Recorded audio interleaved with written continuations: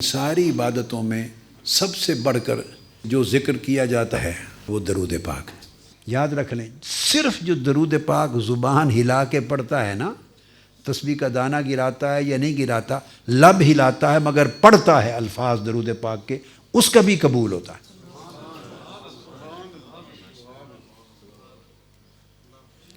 اس طرح کرنے والے ہر نمازی کی نماز کی شیورٹی نہیں ہے کہ قبول ہوگی،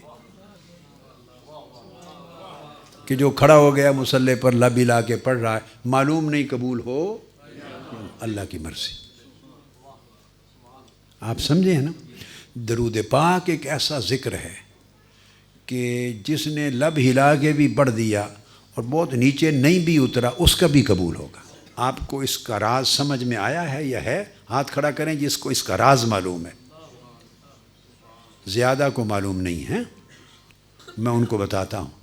پھر میں نے کہا صرف لب ہلائے اور درود پاک کے کلمات پڑھے، کیا؟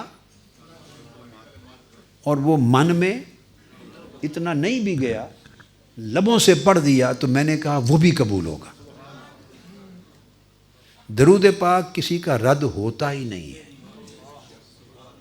باقی ہر عبادت رد ہو سکتی ہے۔ یعنی کوئی حج کرے تو وہ نہیں کہہ سکتا کہ قطعی طور پہ میرا حج قبول ہے، عمرہ کرے نہیں کہہ سکتا کہ قطعی طور پہ عمرہ، روزہ رکھے، نماز پڑھے، خیرات کرے، صدقہ دے، زکوٰۃ دے، قطعی طور پہ کوئی گارنٹی نہیں دے سکتا کہ میرا یہ عمل قبول ہے۔ صرف ایک عمل ہے درود پاک، یہ جو پڑھے وہ گارنٹی ہے اس کی کہ قبول ہے۔ اب اس کا راز سمجھنا چاہتے ہیں آپ؟ بولیے۔ بڑا آسان ایک راز بتا دیتا ہوں، باقی اس کے علاوہ بھی بہت بڑے بڑے راز ہیں، بہت راز ہیں، مگر ایک سادہ سا راز جو آپ کو ایک سیکنڈ میں سمجھ آ جائے گا اور بھولے گا نہیں۔ وہ کیا کہ یہ رد ہوتا ہی نہیں کہ آپ پڑھیں درود پاک، اللہم صلی علی سیدنا محمد۔ اب پہلے لفظ کیا ہیں؟ پھر اونچی آواز سے پڑھیں، صلی علی سیدنا و مولانا محمد۔ یہ درود پاک شروع ہوتا ہے کہ اے اللہ تو ہمارے آقا و مولا حضرت محمد پہ درود پڑھ۔ یہ درود پاک کے پہلے الفاظ کیا ہیں؟ اللہم، اے اللہ۔ آپ یہ نہیں کہتے کہ میں درود پڑھتا ہوں، کیا؟ آپ یہ نہیں کہتے کہ حضور علیہ السلام پر میں درود پڑھتا ہوں یا ہم درود پڑھ، یہ نہیں کہتے۔ نماز میں کہتے ہیں ایاک نعبد، ہم عبادت کرتے ہیں تیری۔